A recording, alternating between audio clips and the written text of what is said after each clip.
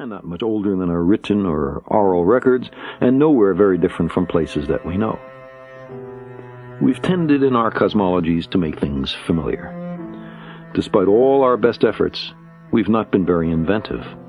In many stories, both realms are governed by dominance hierarchies, headed by gods or devils.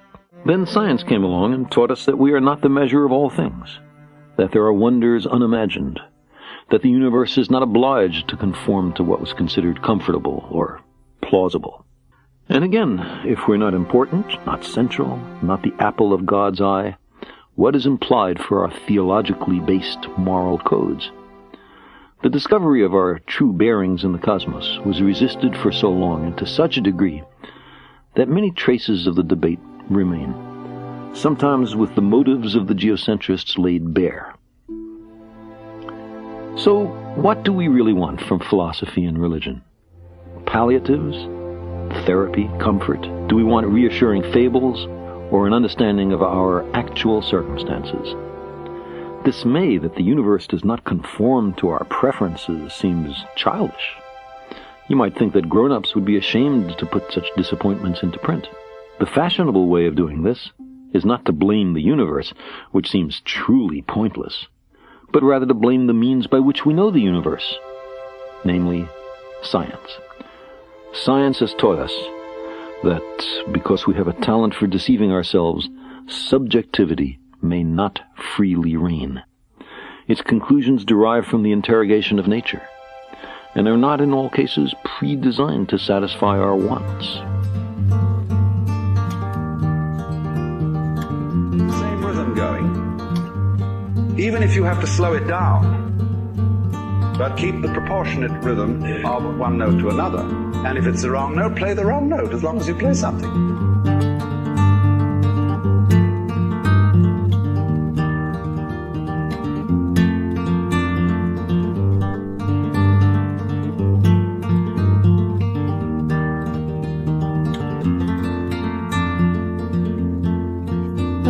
I know you should they said a baby of all the leaves upon the ground.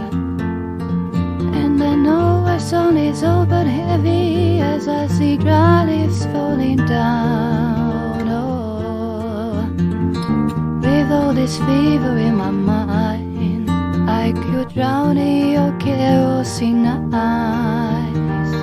You're just a riddle in the sky. Where do my bluebird fly?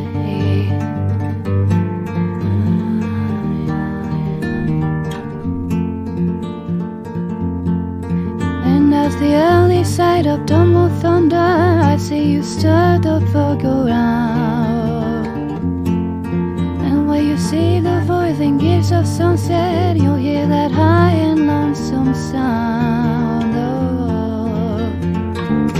I will question every wind if it's gone through the glow of your eyes. You're just a riddle in the sky. Where do my bluebird fly?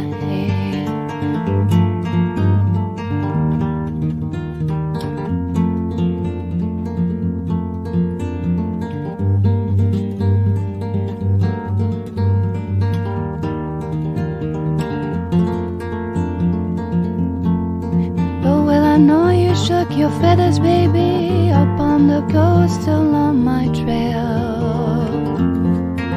And I know that I was sold and buried before I knew I was for sale. Oh, with all this fever in my mind, I should aim for your kerosene eyes. You're just a target in the sky. Where do my bluebird fly?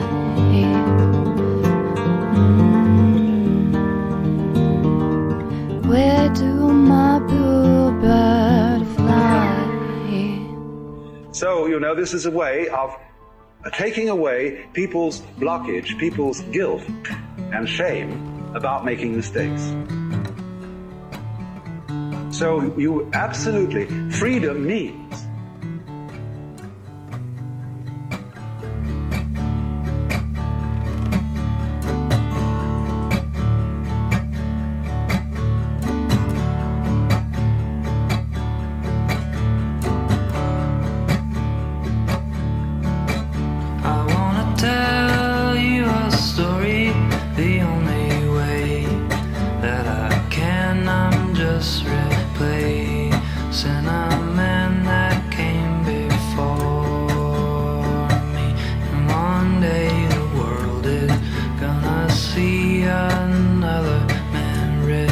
voice in me, that's just the way it's gotta be.